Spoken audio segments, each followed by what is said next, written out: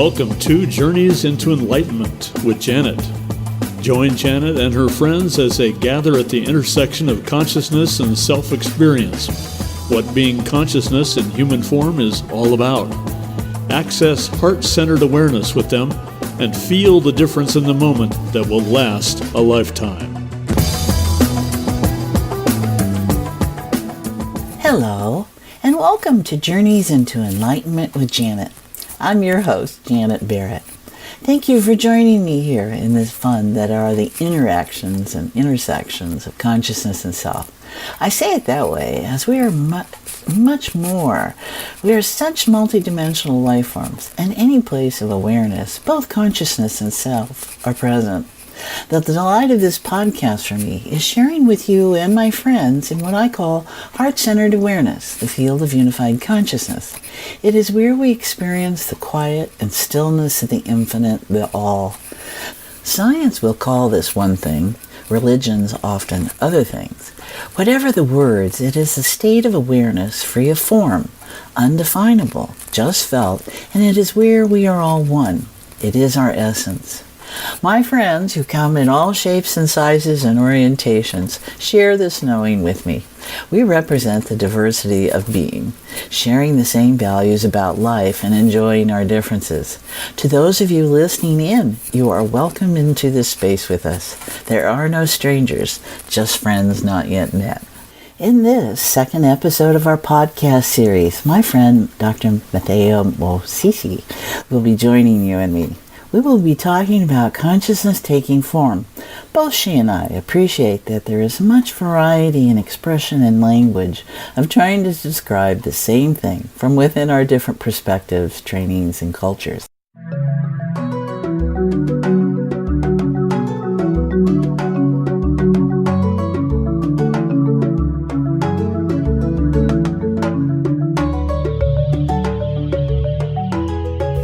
Our episode today is about consciousness and form, as I mentioned. Consciousness is in everything. In the human form, it manifests as a living, sentient being called self, with the ability to hold awareness of both physical and non-physical worlds. We will be sharing in how consciousness and words called spirit, soul, self, mind, and body come into play. We will consider the difference in how we identify ourselves as self within Western references and how that is different from within the indigenous people's viewpoint, that we are all one. What happens when we let go of the body, mind, and spirit distinctions we might be very familiar with and comfortable with? How are they helpful and maybe not so helpful? And how it all works together along with whatever else exists in the core of consciousness. Our language of this episode will contain words like spirit and soul that many Western references use, and then there is the way that my friend Mmatheo and indigenous people use them, which may be different than your trainings or not. Don't let the words create confusion. Just let them flow in you as you listen in. You will notice in our conversations that we are talking about the same things, but sometimes from within different frameworks for you to enjoy. Spirit. Energies or essences of a supernatural perspective. Consciousness, in a different reference, maybe. Soul, an informational state which has no form but holds awareness. Individually, it interacts with consciousness as soul and the collections of patterns that make up our sense of self. Soul is not a word that science uses, but it is really the identifying of the non-physical essence individual to each of us. It is the essence that is having its adventure in human form as self. Indigenous. The word itself describes a plant, animal, or person native to an area. In today's conversation, indigenous is in terms of how these communities relate to everything in our physical and non-physical realms. They view all in those two realms, as living and sharing the same soul and spirit as themselves. They register the vibrations and energies to be found in both materials, like rock and sky, in living material, as animal and flora. These are cultures free of thinking that they are in control of all they see. They live life as inner shared harmony with the cosmos, Mother Earth and her elements, and other life forms, physical or non-physical. They demonstrate knowledge and knowing of their home here on Earth and her cycles, and what comes in observation from having stayed in one location for thousands of years. There are an estimated 370 million indigenous peoples in the world, living across 90 countries. Indigenous communities are present in all geographic locations and regions and represent 5,000 different cultures. There is often no written language. Communications are oral, and symbols can come in approximately 4,000 different languages. Unfortunately, assimilation is destroying these languages, and at the rate they're going, our appreciation of how these people and their unique, wonderful viewpoints of life is changing.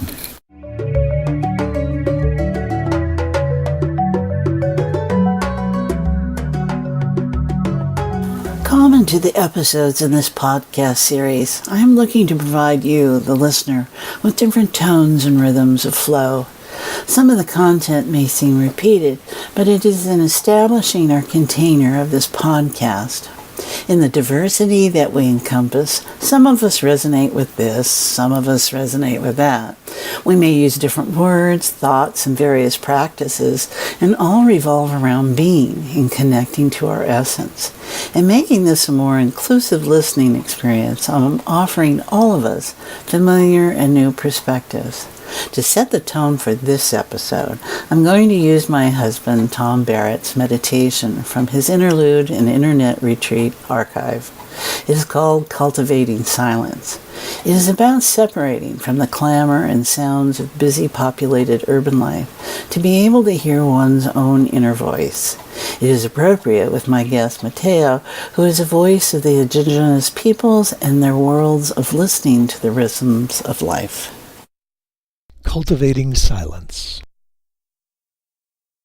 What is the sound of no sound? Civilization is noisy. In the city, sound bombards our ears. We have automobile noises, barking dogs, hammers pounding, music throbbing, and people making the sounds that people make. All the noise can be irritating. It can interfere with concentration and impede communication. But we adapt to it. After a while, the people living near the airport no longer hear the airplanes taking off. The loudness becomes background, and it isn't noticeable. The mind is constantly moving attention from foreground to background and back. The stimulus in the foreground gets our attention. The loud noise becomes the foreground as it catches our focus. As we get used to hearing the noise, it moves into the background of our consciousness. We are no longer aware of it. If the pattern of sound should change, however, it catches our attention and moves back into awareness. Some music moves quickly into the background. Music that matches the rhythms of our body and environment will become background quickly. Jarring, loud, fast music will hold our attention longer. That is why some otherwise unappealing music can be quite compelling. It catches our attention and holds it. While our attention is held by the sound, it won't be somewhere else. If the neighborhood of our mind is particularly unpleasant, music that takes us away from there can become addictive. Speaking of addictive sense experiences, the sounds and sights of video poker and video games are designed to draw us into the experience. They can block out the rest of the world from awareness and provoke a stimulated state in which we truly become wired. The human being becomes a peripheral device to the machine. The ever-changing patterns of color and sound vibrate our nervous system, and we fire our synapses at the rate established by the source of the stimulus. And as our cognition is fully engaged in beating the game, we lose ourselves, we forget our troubles, and may experience elation. It's an elation, however, born of separation from our real world. We're swept up and carried away. We're not here in our being. If we want to be in touch with our lives, attuned to our true nature, we must cultivate a certain amount of silence. Historically, some monks and other ascetics have taken vows of silence in order to be closer to the source of all that is. To hear the murmurs of the spirit, one needs to keep quiet, at least some of the time. Peaceful silence allows us to be mindful of our inner world. We can focus on our thoughts and our feelings, or we can go deeper to the state beyond thought and feeling, where we may find true peace and true joy. A quiet mind enables us to vibrate at a subtler frequency. Like a radio telescope picking up faint signals from distant galaxies, we become instruments connecting with the bigger cosmos. We become more attuned to intuition. We become more aware of synchronicity and the workings of providence and serendipity in our lives. In silence, we may find peace and a deeper sense of our place in the scheme of things.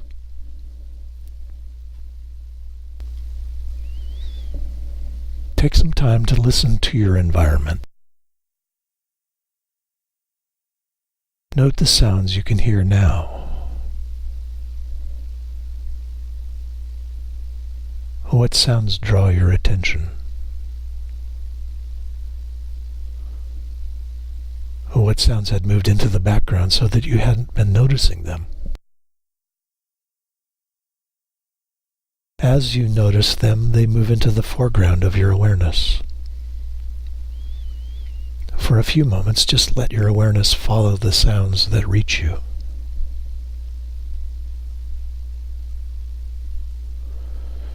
Notice any emotions that arise in you with the sounds. Do you, for instance, feel annoyed at the sounds that draw your attention, or do they perhaps give you a feeling of comfort?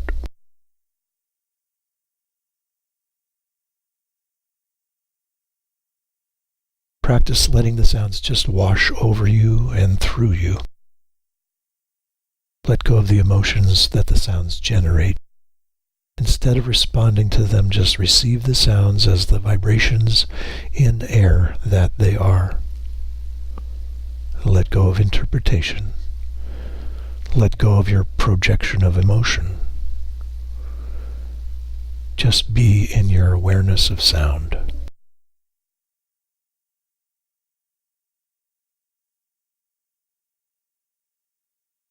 After a while, turn your attention to the sounds inside your body. Stretch a little and get yourself into a comfortable position. Do you hear the readjustment of your connective tissues as you move?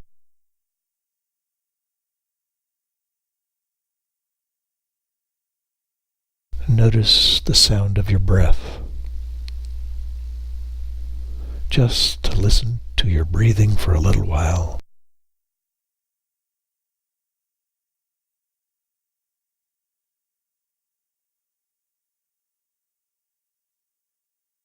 What sounds do you hear in your head?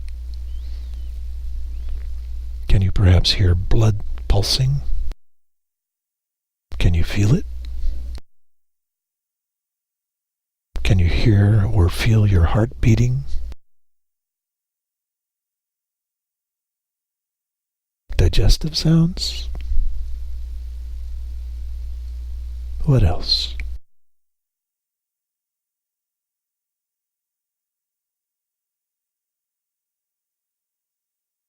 If it is very quiet and you are quite still, you may hear the subtle sound of air vibrating in the absence of sound waves.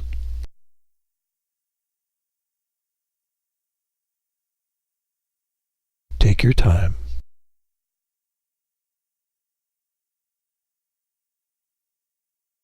Sit in the silence that is beyond sound and beyond no sound.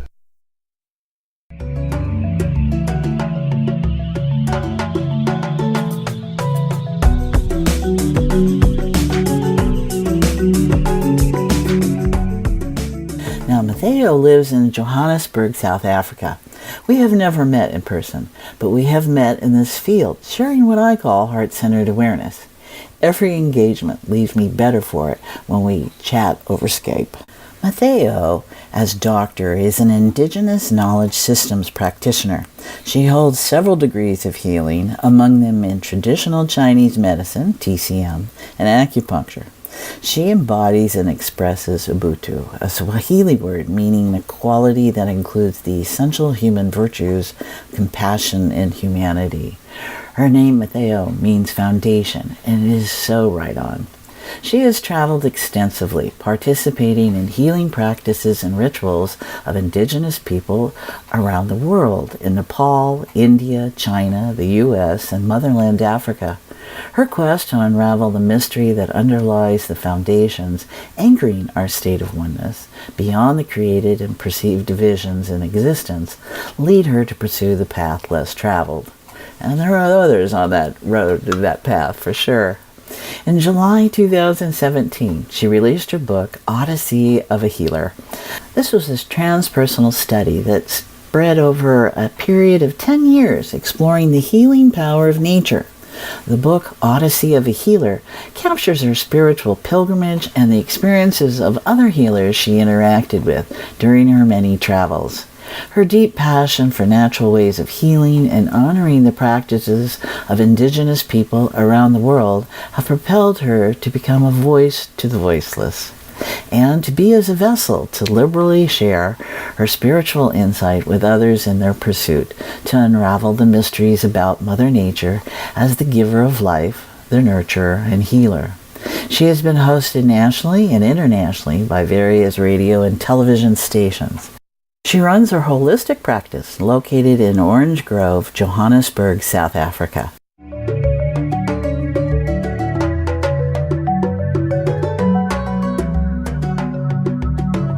And so, Mmatheo, how are you this morning? Oh, it's in the morning that side. It's in the evening in South Africa. I'm a bit tired after a heavy day, but I'm okay. I'm ready to be to be a vessel and just allow what needs to be. Well, isn't that the joy of it? So here I am in Portland, Oregon. You're in Johannesburg, South Africa, and there is no time or space. We're in the same space. We're in the same time. And we welcome you and all that you access, right? Because we each are accessing different things. So how about we take a moment, access what I'm going to call heart-centered awareness. You use your word, but it's that place where we meet in our truth. And so everyone who's listening, just take a moment to notice your heart, your physical heart. Always the best place to start. Bring your appreciation to being alive. And just notice and breathe. There we go. And then just notice the emotional terrain. We're full of emotions. They are the joy about being in form. They're the spice to the soup. So just notice, you probably have 1 or 2, 3 or 4 running wild and creating havoc in the world. Just notice them and just appreciate them for being able to feel. Which brings us back to the body and the heart and being able to feel. And don't judge yourself as you do this. Just appreciate that we say you have a physical heart. You have emotions that can be user-friendly. And that's our reality. And then just notice the third meaning of heart, the core essence of all, where we step off into the unknown. But it's not an unfriendly unknown. It is the stillness and sacred of the divine, of universe, of source, of God, whatever your word is. For us, we'll use the word consciousness. And just notice that quiet out there. And so for our next conversation, just enjoy what you find here with Mmatheo and I, because we're going to talk about what it's like to be in a human form. All right, sweetie, what you got? What do we want to talk about today? Wow, you took me far. You took me on a journey. You took me far. Yeah. I was enjoying the ride. Okay. Let's begin with saying, okay, we know this body. We are spiritual beings having a physical experience, not the other way around. Right. That's a point. Because once we understand that we spiritual beings having a physical experience, we will adjust our view, our focal point will adjust that, and we'll realize that there's discussion or whatever is going to be, we're going to be sharing and bringing some spiritual insight. It's grounded, has its foundation in the fact that we are spiritual beings having a physical experience, not physical beings trying to find who we are as spirits. Yeah. So that's that's the orientation that we take in this work always. And that's the way we live our lives, is that we are an expression of that essence right there. And I think that colors, it shapes everything. Right? Your reality shapes around that, and what shows up changes in that. So what we wanted to look at, so here it is in the physical form. We tend to use the words body, mind, spirit, which anymore are just about divisions to me. They're just different ways of noticing things. But it's all coming out of this core, that before there was us, there was that. And that's what it's that intersection within us that we're looking at. And you know so well, because you've studied all these indigenous arenas and how they look at life very differently from, and would you say they're more of the spiritual to being as opposed to being to spiritual? Jeanette, the thing is, it goes back to the work that I did, which actually I ended up writing a book. Mm-hmm. When you say we mind, body, and spirit, in a nutshell, we are triune beings. Mm-hmm. But you cannot divide the triune being. The concept of division is it's from a Western thought. We don't have that in amongst the indigenous people. We don't divide the mind from the body, from the spirit, because you are a triune being.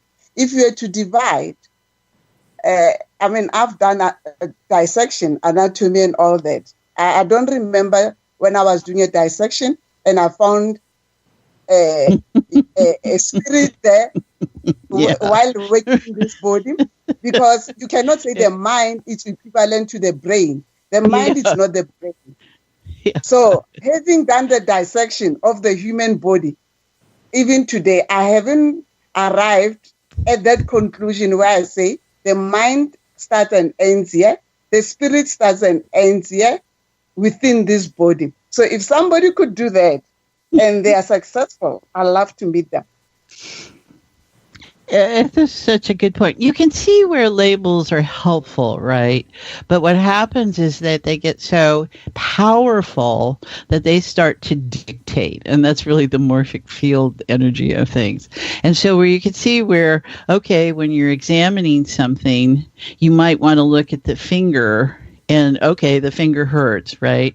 But in what you're expressing is that where that finger hurts and how it hurts is really an extension of the spirit that starts, right? That's what's at the core of it. And it's kind of like worked through its layers, right? And then, I have a physical feeling. Is that kind of what you're saying there?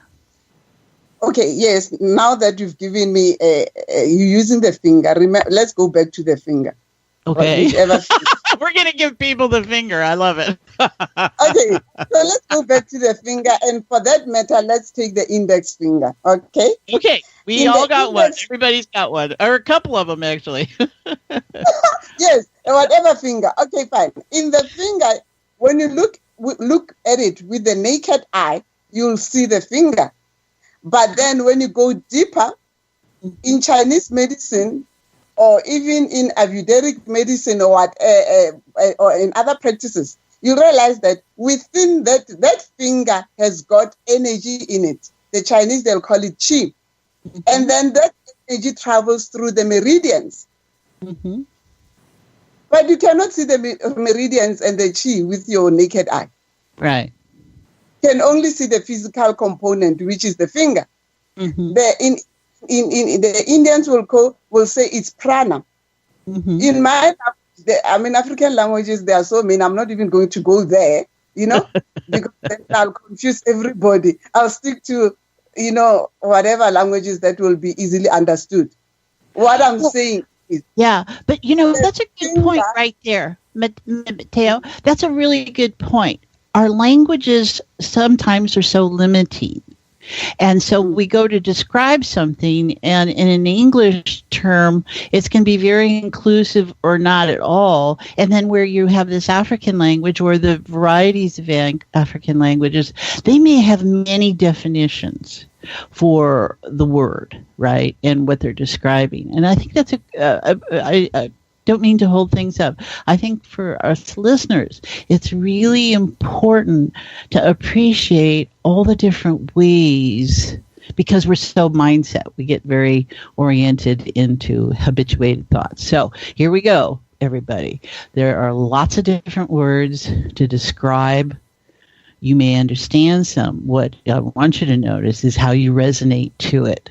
As she describes this finger, and in the different traditions that she knows of so well, you can feel those resonances. So just enjoy this. This is great. Continue on. Go for it. Tell me more about these fingers. Okay, fine. We're going back to the finger. And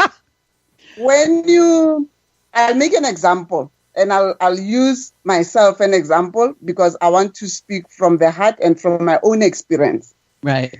I've had several experiences where when I go to Home Affairs or even U.S. embassies for visa things, every time they have to do my fingerprints, now and again they battle. Why do they battle? Why is it a challenge? At the tips of our fingers, it's like the spring. Where everything starts? It's like, let's say a spring. How do I put a well of where a fountain of where water originates? Okay. Even in our fingers, the energy at the fingertips, it's very concentrated. Mm-hmm. If you are an awakened being and you carry such a high vibration and you are in sync with your vibration, and then they are going to be taking fingerprints and and they use an electric current or whatever. Remember that we are also electromagnetic beings. So in the process that they want to do the fingerprints or whatever they are doing for official purposes or legalities, I'm also carrying a vibration. And when I'm carrying that vibration, it might not be in sync with the instrument that they are using. And they might battle to find a reading. I'm talking about myself because I always have a problem with that. Mm-hmm. So we not this physical body. We are electromagnetic beings radiating that energy, which is not visible to the naked eye. But those who are awakened, they can actually read into it and feel it and connect with it. Back to the finger again. When you touch this finger, and you don't feel the energy, you'll see a finger. But if I were to touch you, I'll be able to read your energy through your finger. Mm. And so where's spirit in this, do you think? So that energy that I'm saying, I'll be able to read there. It's your chi, your life force. It's flowing. Mm-hmm. It's the life force that is flowing in your body. And it's anything that flows harmoniously. It's a cycle. You see, indigenous people, we don't view life in a linear way. It's not a linear pathway. Everything is a cycle. It's a cycle. Even our bodies, it's a cycle. It's a circuit, an electromagnetic circuit, and it's flowing. You interfere with a point along the way, it's going to affect the circuit. And when it affects the circuit, when eventually it will create a disharmony within your life force at a spiritual level. And if that's not dealt with, it will manifest in the physical as signs and symptoms. Then you will need to consult whoever who will check you. If they are orientated to looking at things in a short-sighted view, they'll just look at, okay, you have a headache, and then they'll deal with a headache, forgetting that which is manifest itself at the physical, its origin in spirit. So go deeper, tap into the life force, because by addressing the life force, you'll be dealing with the triune being, the mind, the body, and the spirit. Oh, I find myself sitting here touching my fingertips to things. I love it. to just reawaken that awareness that we feel. This is just delightful. So just notice, everyone. And then what would it be like to feel your heart? So put your fingertip on your heart. Now, your heart's probably a couple, half inch down in there. But just notice what it's like to touch your heart. Now, we know our hearts physically are about the size, would fit in our palm.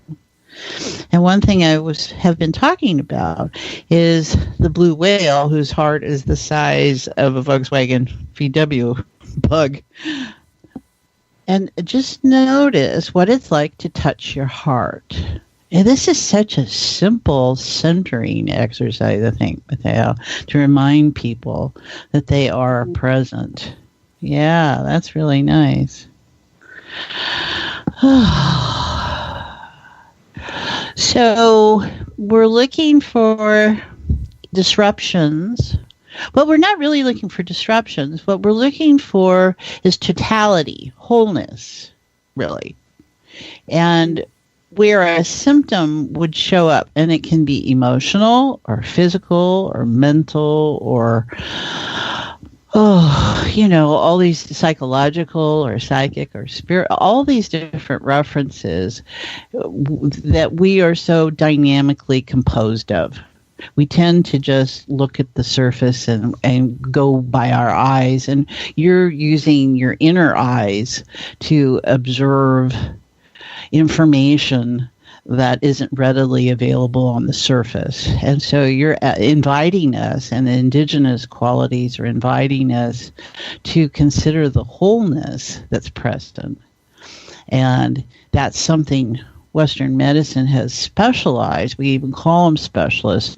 But a really good specialist is always aware of the context that he's working in. He's always aware of the relation it plays in the totality of the wholeness. And, there it's showing up. And so that's a really well-trained healer, if you're going to call it healer, who's able to notice the totality that we're dealing with in the body and how consciousness and reality and the infinite all play in it. What you noticing? Jeanette, from my book, I want to actually share this. Okay. Emphasizing on our spiritual being. Mm-hmm. We, just to remind ourselves, it's important to always, because there's nothing new for us to learn here. We are in a process of becoming, and in that process of becoming, we are remembering our true essence. And in remembering our true essence, it actually helps in our state of becoming. So we tend to think that we're here to learn something. I've awakened to the fact that really there's nothing really new to learn in my I'm 50 years now. Yeah. With all these years of training. Yeah, I'm 50 years now. And yes, I'm 50 years now. And then I realized after all the studying and all the accumulation, all this qualification, when I paused and I asked myself, why did I need to do all that? And then I realized that there's a system in place in this world. And in order for me to have been able to serve the system in place, I needed to have some form of qualification to fit into the system. And then I've accumulated all that qualification, and along the way, it contributed to my own awakening. But having said that, our soul, deep within us, there lies the truth. Why am I saying that? Because we are beings of light, an embodiment of love, an incarnation of truth. If you are an incarnation of truth, the truth is written in your spiritual heart. It's known to you. Whatever you learn, it's another form of truth, sometimes even distorted truth. But you always need to go deep within yourself and find that inner truth and remember that. And sometimes we go through the searching and all the things lies. The answer is not out there. The answer lies within us. So I want to share this part where it says, we are spiritual beings having an experience in a physical body and not the other way around. It is an illusion to believe that the soul needs the physical body for its existence. The soul flows from the supreme source. It only chooses an appropriate matrix for its expression in form and fulfillment of its mission as it continues on its upward journey of progression. The body that we so worship and honor and feed and do whatever, the body is just a chariot which the soul rides. The body with its senses, sight, sound, smell, taste, those are just wild horses that pull the body in many different directions. Therefore, identifying only with these senses and the perishable body is a self-limiting and results in the loss of authenticity that defines us as multi-dimensional being.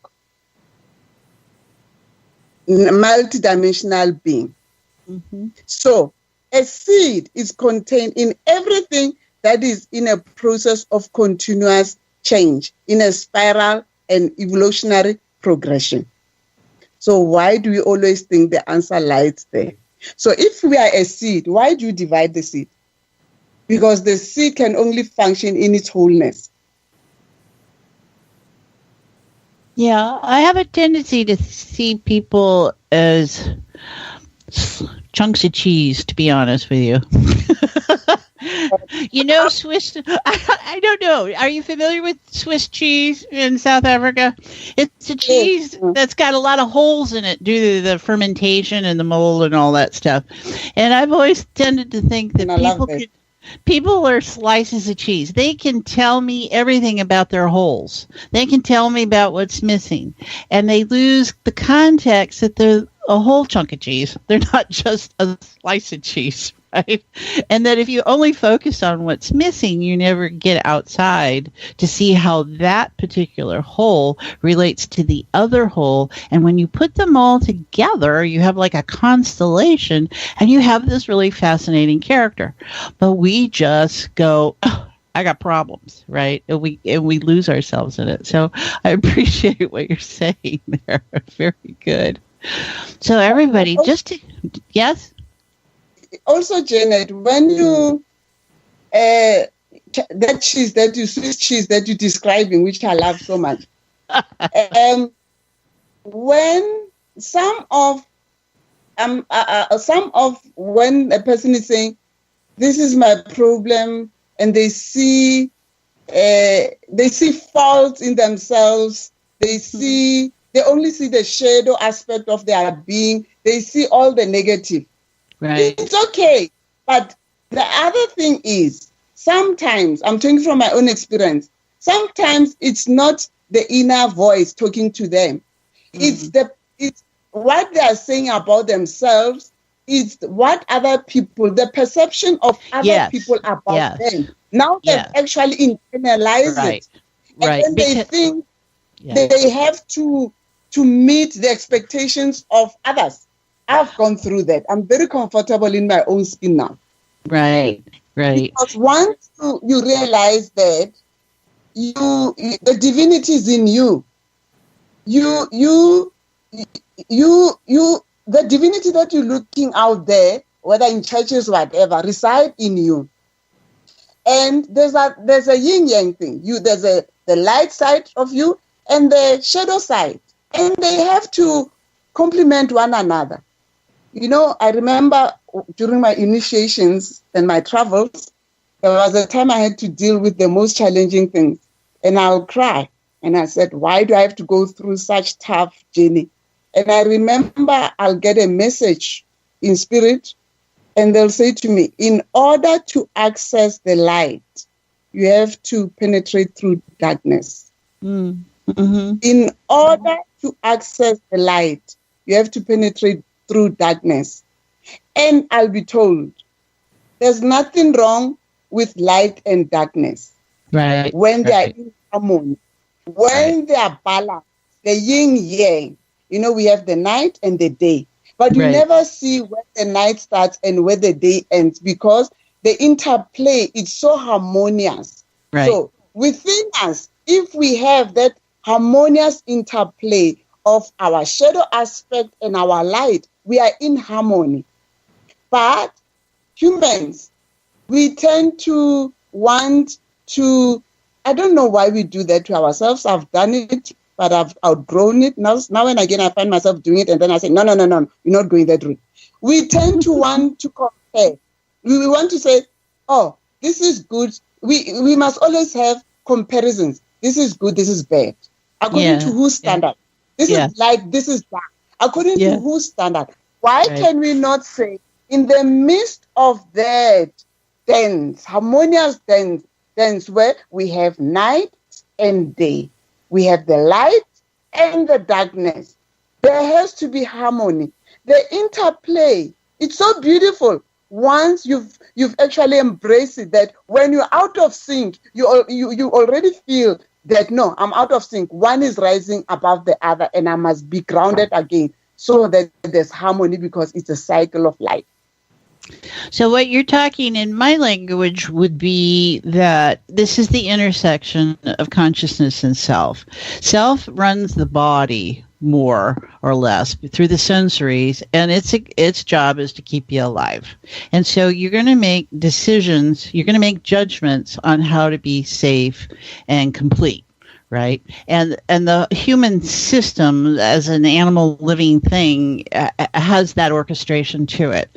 And what we're talking about is where the drives that self have is not always going to match with where the center essence of consciousness is within us, and that's the voice of clarity. When you hear yourself in a judgment place, you immediately know that that's self, because consciousness doesn't judge. It everything falls within it and allows for anything. And consciousness is about spectrum. It's about all the varieties and different diversities and different.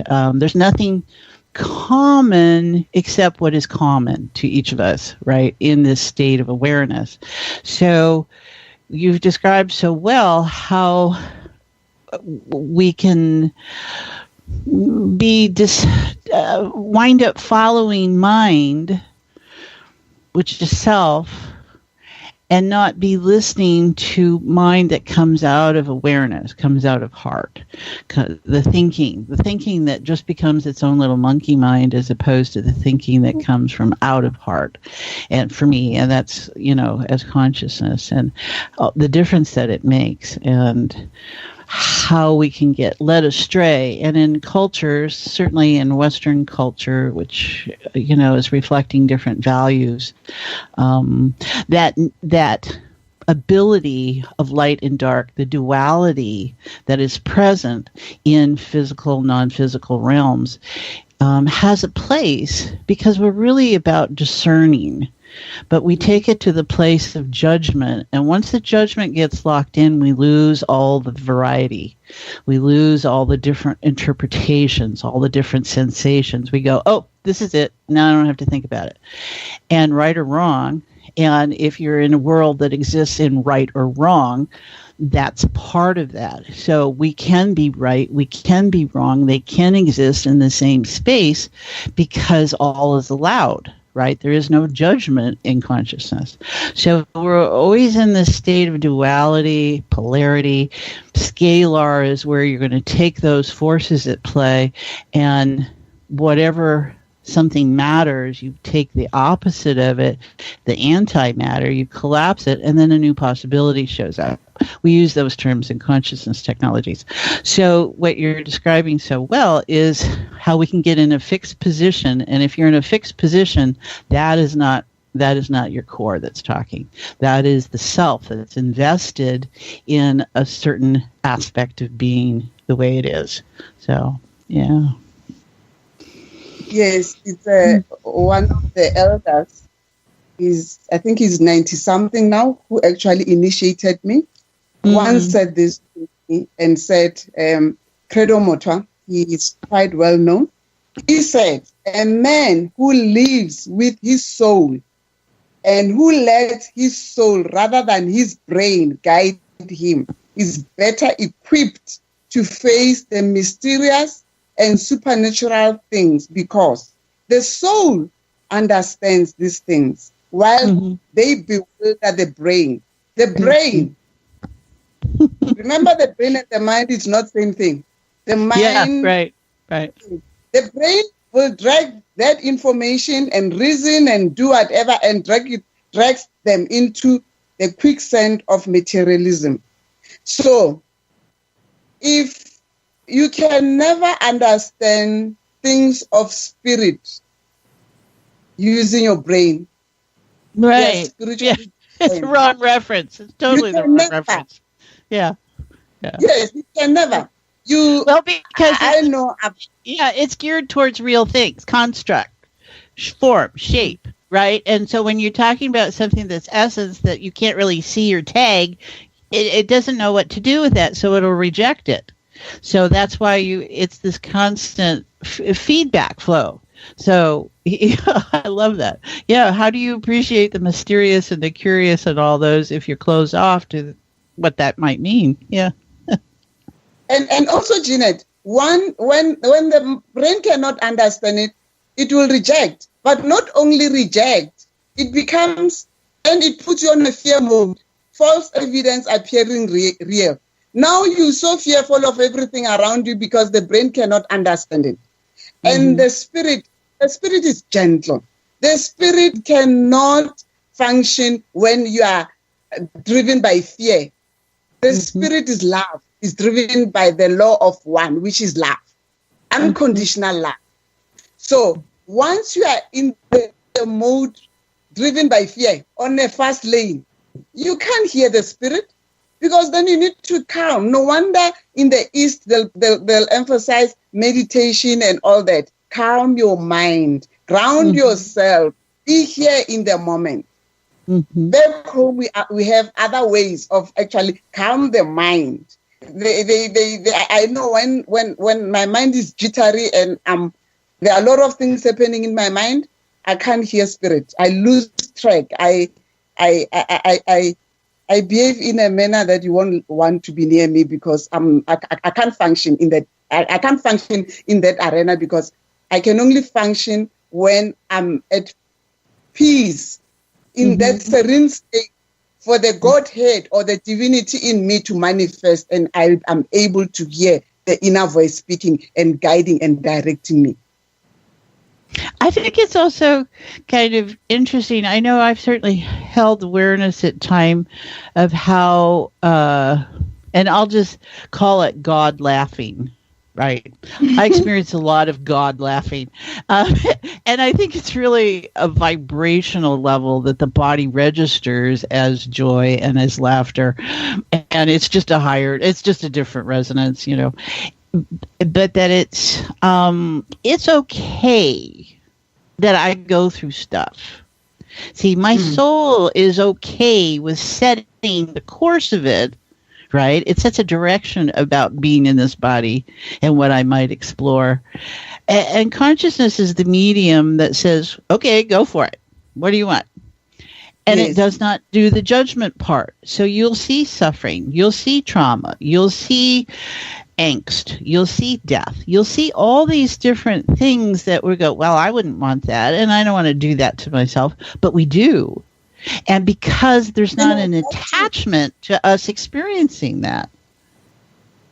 Yes, just to come in, remember those things that we labeling suffering, death, judgment.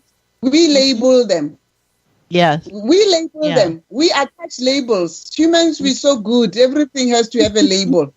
Yes. It cannot be as it is. It must have a label. And I'm telling you, several labels for that matter. We label it. So, right.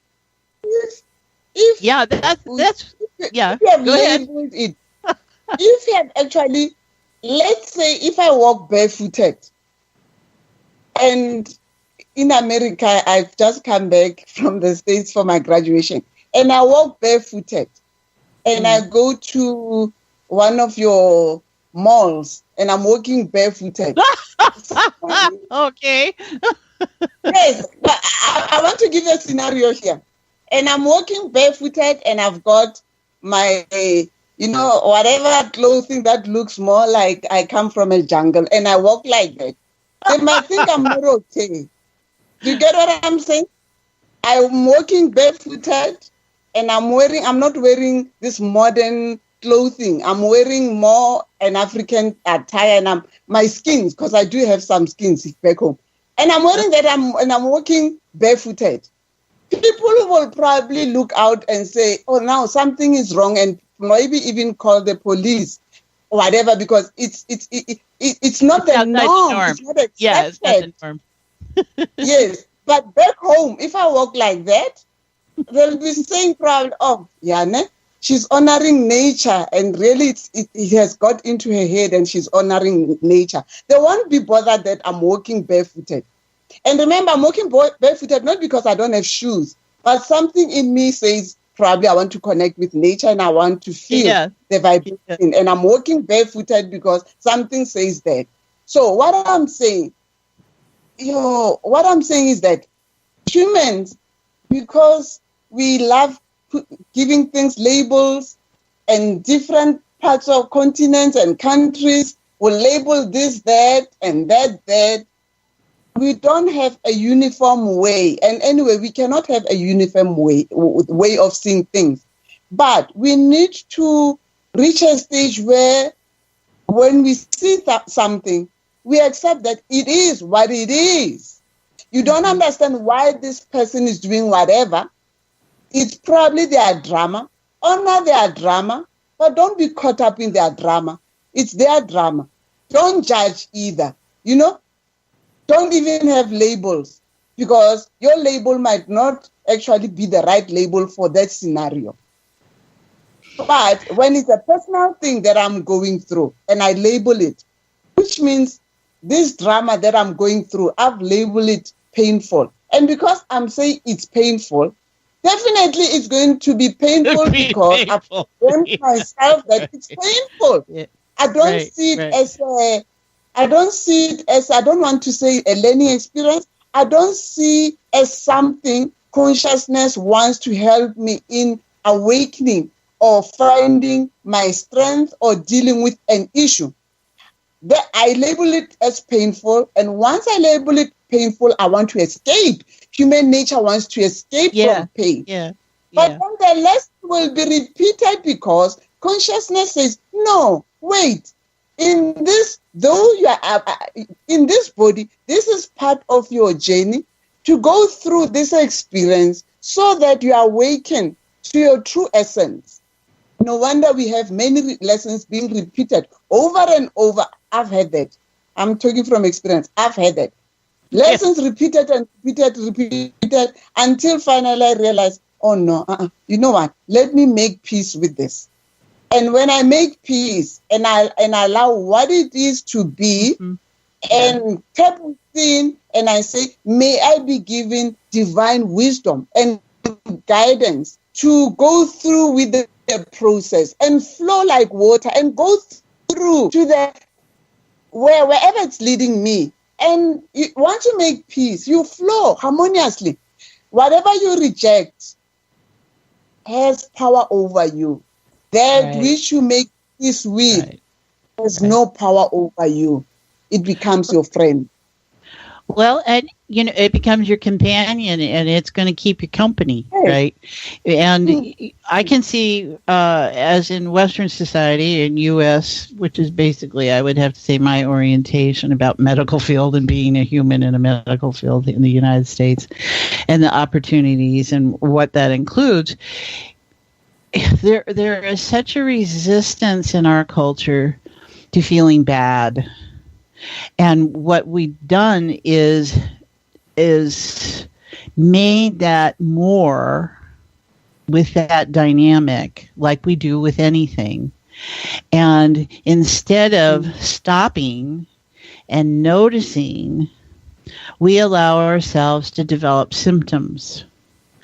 And we develop something from the symptoms. And we never address that when we had the first hit of awareness, we were created a life too busy to pay attention. And that now we're in a state of tension and stress about what we didn't pay attention to at the time.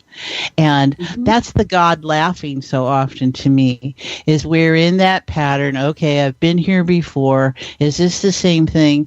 We tend to be very short-sighted. And so we immediately tag it, oh, I know what this is, I've been there, and then I'm on my automatic response, as opposed to realizing those cycles that you talked about so eloquently in the beginning have so much within them. There is a moment and a moment and a moment and a moment, and in each of those moments, it is not necessarily the moment it was before. And we lose those distinctions, and now we lump it together, and we go, I'm still here. And no, you are not. You are having a failure to recognize what is available to you. That's what's going on, and that's what leads us to illness, right? And it's not that we want to say that we create all this, but we do create it. It's just on what container, what reference, what context you're playing in. And so you, all our listeners, as you hear what we're discussing here, look at it from a place of non-attachment. And it's very hard when you're in physical pain. And both Mmatheo and I know what that's about, to sort this in this way. So you're going to have to just notice for yourself, is there something I'm missing? If I was able to notice something different about this right in this moment, what comes to my awareness? And that's where you want to go. And Mmatheo, we're going to have to wrap it up, unfortunately, but this has been so marvelous. Thank you so very much for bringing all that depth, all that access, because I think I notice it certainly, and we all do. Anything you'd like to leave our friends with out there? They'll be able to see on the episode page, the show description page there, your contact information, your bio and your wonderful picture and all your information. Anything that you'd like to leave us with here? Let me say this. Every new cycle that we go through, because life is all about a cycle, is an opportunity to birth the self anew through exploration, dreams, and self-discovery. When we carry on being busy and leave other things unchecked, the scenario of our drama becomes even more chaotic because we're not fully connected with our triune being. Eventually, we suffer what we call soul loss because we're triune beings, mind, body, and spirit. You cannot thrive in your body at the expense of the mind and the spirit. That kind of says it all, doesn't it? So, everyone, let's thank Mmatheo. So just take a moment to notice wherever you are and what time and space you're listening to this. I want to thank you for joining us and her. And I've got some other goodies here, but we'll let her go for right now. Thank you, Mmatheo. Thank you so very much.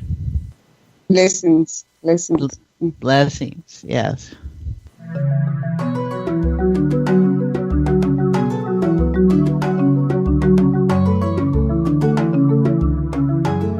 Here are some of Mmatheo's additional words of wisdom that come out of her book, Odyssey of a Healer, page 23. The ancient ones have spoken to humanity in many unsaid ways in an attempt to awaken us, and they continue to speak. The question is, are we ready to receive their unfathomable message? Maybe we need to do a deep soul searching to decipher their words of wisdom. And Baba Credo Mutwa affirms, a man who lives with his soul and who lets his soul, rather than his brain, guide him, is better equipped to face the mysterious and supernatural things, because the soul understands these things while they will bewilder the brain. The brain drags them into the quicksand of materialism. And another excerpt, pages 27 to 28, we are spiritual beings having an experience in a physical body, and not the other way around. It is an illusion to believe that the soul needs the physical body for its existence. The soul flows from the Supreme Source. It only chooses an appropriate matrix for its expression in form and fulfillment of its mission as it continues on its upward journey of progression. The body is just a chariot which the soul rides. Its senses, namely sight, smell, sound, taste, are wild horses that pull the body in many different directions. Identifying only with these senses and the perishable body is self-limiting and results in the loss of authenticity that defines us as a multidimensional being.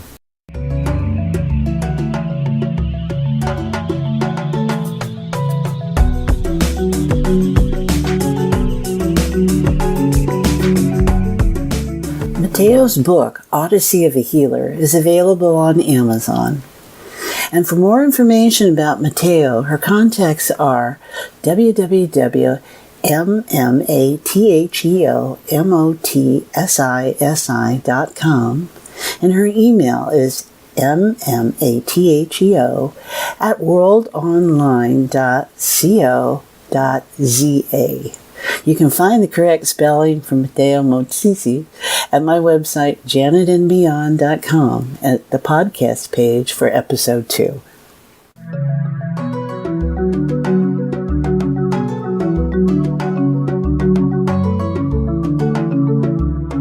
Our bits of wisdom as consciousness cookies are from both Mmatheo and me. Hers is, whatever you reject has power over you. And for me, it's taking the label off a moment or feeling releases the grip of self, and your essence can then chime in with your inner truth. We are spirit having a human experience. We are the interface of consciousness, a soul knowing itself. Most of the time, our Western cultures and religions would have you believe that we are humans who can have a spiritual experience, and often only under another's direction. Or it can feel like that. I'm no expert on religions. I am a spiritual creature in this human experience and tend not to value dogmas, as they all too often get associated with humans feeling under the thumb of another. I appreciate that in the spectrum that is consciousness, we all fall somewhere across that spectrum of spirituality as maybe leader, follower, God, disciple, middleman, lost, or found souls. All of this is subject to someone else's judgments and decision over my own inner direction. Being spirit in the human form means being totally connected and inner-driven by that connection of consciousness and soul.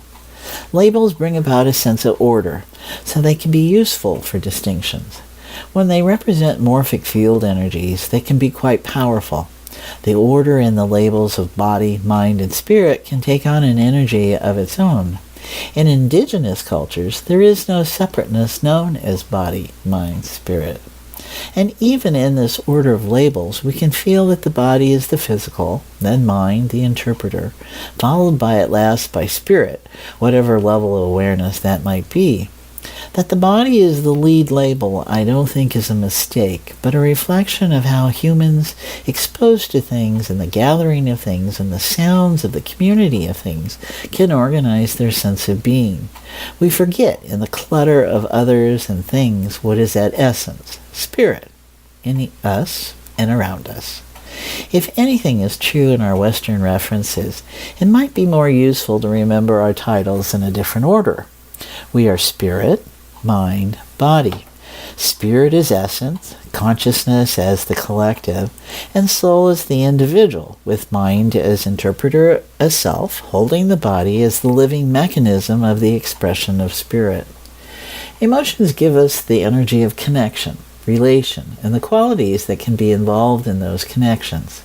We form as sentient living beings, reflecting the individuality of soul as self. We want to remember our starting place, the quiet within. It is sacred, infinite, as essence, and not mind. Mind self is projection, illusion, judge of all in its domain. When we remember this, we can feel the dynamics of this human form connect and flow in new ways. Soul drives, mind drives, body drives can start to work in new organization with each other. Being able to be present, to let mind, story, body all relax so we can connect with consciousness and delight once more in our soul's direction makes all the difference, and it is our journey of enlightenment. There is appreciation for our creative expressions. We don't have to judge them and then name them in any way that keeps us feeling less than okay about the creation, unless that is the intention. There is nothing bad about feeling bad when one is neutral. Words are powerful thought communications. Whatever we create as life experiences and connected to another person or thing is subject to self-awareness if we allow for it. Spirit engages non-form form all the time. It is not limited to the body, as the body's domain is only physical sensations, emotional sensations, with its brain as processor. Mind is a reality state generator and holds our illusion of what self is. It is the personality, the form, all this that is on this physical realm. It is both these dynamics that are enjoyed when spirit is in form. There is no right, no wrong, no irreconcilable differences, or competitive better one over the other than what we decide is true in order to experience this realm of contrast. For years I have been exposed to many different approaches about spirituality and religion, and I look to respect and have tolerance for all of them. Most hold certain principles common, like the Golden Rule, and then they may differ widely in their dogmas and practice. How to discuss subjects without engaging people's biases and triggers can be challenging at times. That is what I like about the word consciousness and the neutral terrain of consciousness technologies. They don't have a lot of morphic field energy yet, those built-up collections of thoughts about what something is or isn't. Religion is often a trigger word or conversation. We have strong attachments in play about what we each hold worthy of worship. We are accessing all kinds of patterns of self-identity set into play from our early years. I don't ever hear science using the word soul, as that is the realm of religion in the past. There was a concerted effort to keep them separate 100 years ago. Religion is about the practice of, a belief in, and worship of a superhuman controlling power, especially a personal god or gods. And right there is our contrast and ripe for conflict. In my personal views of my experiences as being, I'm very clear that we are unique individuals sharing collectively in this state we call consciousness. That unique individual is soul, and self is the soul in form. Self is the one experiencing the individual design set by soul, with mind as the interpreter. Soul is an informational state, which has no form but holds awareness. It is our ship without the ship, but leading directions in different flows across the cosmos of consciousness. We access consciousness as heart-centered awareness, the field of unified consciousness, at our soul level in the realm of quantum dynamics. Two things you wouldn't necessarily put together. We are free in this reality of the self and mind's limitations of standing and existing perceptions and biases. We all know how challenging it can be to change a mind that is set in its beliefs. In this realm, all can change and be relayed back to mind and exist new. When I organize myself this way, everything falls into place within, and there is completion and quiet. There is no one thing to figure out, no thought to explore, no need to feel or to do. There is only being. There is only a state of awareness, laughing and breathing me.